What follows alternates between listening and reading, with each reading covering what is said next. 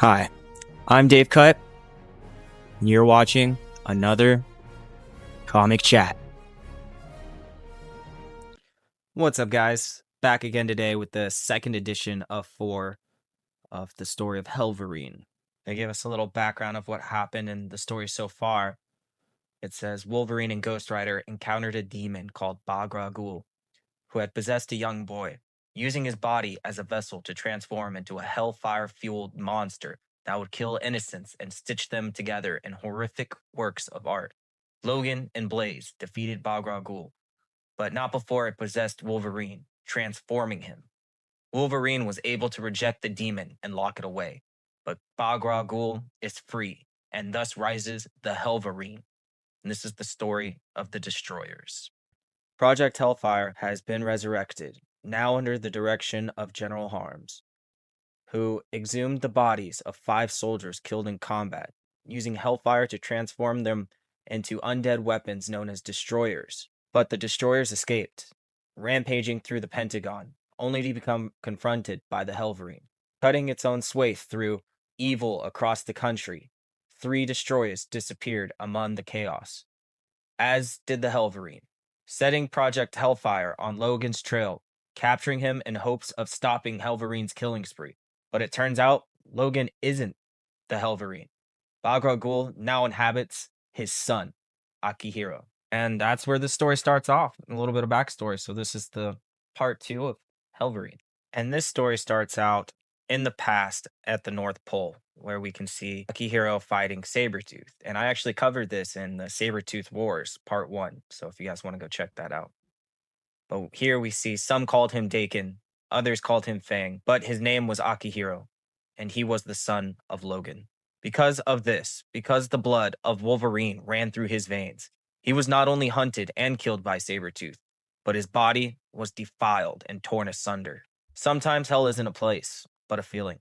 He died in a dark, cold place, and he was buried in a dark, cold place. The stones and horns kept the bears and the wolves from digging him up, but they could not stop Bagra Ghul. The demon sensed Akihiro lying in wait, an empty, willing vessel that matched what the demon recognized as an analog to the Wolverine, who had previously been its reluctant host. Akihiro's body was broken, but preserved as though in blue amber, a cryogenic preservation that allowed for demonic resurrection. So we can see Bagra Ghul crash down into the earth where he was being buried. Bagra Ghul was known by some as the Stitcher for the way it sewed together its unholy monuments. It unpuzzled the ruin of Akihiro's body and built him back together. Together, in this new hybrid form, they are the Hellverine, a fiery killing instrument that is compelled to punish evil. So we see Akihiro rise up and become Hellverine. So back in Washington, D.C., we can see General Harms and Logan walking deep below the Pentagon, on their way to get an update about these destroyers from Dr. Spivey. But Dr. Spivey tells them their blood has shifted considerably since the Hellfire infusion. Their blood has more in common with jet fuel than plasma. Their skin has grown leathery and their organs have all blackened. We can see Logan telling them this is the grave robber's version of Weapon X, that they're doing the same thing that was done to him. But Dr. Spivey and General Harms doesn't really see them as people anymore, and they said they're destroyers. They think of them as, a tank or a fighter jet. And Logan says, whatever helps you sleep at night, before spitting on General Harm's shoe. He tells him the only reason he's here is not for his destroyers, that he's only here because of his son, and the destroyers can lead him to it. And General Arms offers to send some men to accompany him, but Logan says he hunts alone. But General Harms and Dr. Spivey are still going to track him, because as we can see, they have hellhounds, and even though hellhounds aren't known for their good-natured obedience, General Harms says he'll keep him on the leash. As he reaches the foot that Wolverine spit on through the cage, he tells the hellhounds, take in Wolverine's scent and flavor, and maybe later, when he's no longer of use, you can relish in his blood too. As we see, a Lieutenant Colonel Leon Townsend is alone, sitting in a wheelchair, reminiscing of the good old times. But it doesn't really feel like it, even though everything is gray right now. The memories of his fellow soldiers still burn bright in his head. He shouldn't be alive, and they shouldn't be dead. He feels like he's existing somewhere in between, a shadowland. His heart is full of worms, and his guts are choked with grave dirt. Keeps the TV on to distract him from himself. He hasn't been able to concentrate, his thoughts constantly sliding back into the mud of his grief. Until now, where we see on the news is the Pentagon attack with the destroyers, and Lieutenant Colonel Townsend is shocked to see it and says, "Oh my God, what have they done to you?" We go back to Akihiro in a cabin in the woods near Chesapeake Bay, and in so many ways, Akihiro isn't himself. Not quite alive and not quite dead. No longer Fang, but not fully Bagragul either. His memories are hiding behind locked doors. He still can't form words in his mouth or mind, but he can feel. And he feels pain. And he feels confusion at the two-ness that defies him. For now, he hides, and he heals. And he waits to be called to a fight, as we can see him flame it on. And we can see he doesn't have to wait long. He targets evil the way a dog scents a hunt. It's a combination of proximity and extremity that sends him into action. A man aboard a city bus unzipped his jacket to reveal enough C4 to flatten a block. He demanded to be driven to the White House, but he didn't make it far. As we can see, Hellverine plows straight through the bus and gets this guy because the Hellverine was hungry, hungry for any and every evil, eager to share his burning punishment. As we cut to the Arlington Cemetery in the pouring down rain, where the 5 soldiers were dug up originally, we can see the Madam Secretary there talking with General Harms.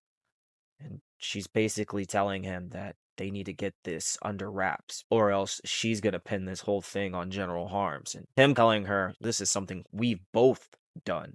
But she reminds him, I gave you a second chance after that mess you got into overseas. If not for me, you'd be tried in The Hague. Fix this, or there will be hell to pay. So we cut to one of the destroyer's wife crying over his memorial in her house. When there's a commotion downstairs, she goes down to see her husband alive again and is one of the destroyers holding their daughter as her daughter pleads for help. And after seeing her husband alive and him seeing her, they're both kind of confused and he ends up letting go of his daughter and they try to escape and he takes a step toward him saying mine before Logan comes in and slices his head off and says, I don't think so, bud, and tells the wife and daughter to get out of there as we see him escaping out to where General Harm's men wait with the Hellhound. And the screams from the wife's surprise of the Hellhounds was just enough to turn the tides in the battle against the Destroyer as he shoots spikes from his body and incinerates Logan completely. As we cut back to outside, we can see what Wolverine didn't understand then is that the soldier named Peter Marmon didn't want to hurt his family. He had a photo of them inside his helmet. They were the first thing he thought of when he woke up and the last thing he thought of when he fell asleep. He just wanted them back. He wanted his life back, as we can see that General Harm's soldiers couldn't contain the Hellhound as it charges toward the wife and daughter, and that the other 2 destroyers had to step in and destroy the Hellhound because what used to be couldn't be any longer, and the destroyers were beginning to understand who was at blame for this. And later, after Logan heals, he walks out of the burning building to find the wife and daughter surrounded by bodies in the street. He walks up to them and asks them what happened. And all she says is, I think they just declared war on our country. And just as the destroyers were awakening, slowly, so was Akihiro, as we can see him laying in a field. Dead neurons were sparking again. Synaptic connections were being repaired. He knew his name, even if most of his memories were only half seen, as if a glimpse through a thick fog.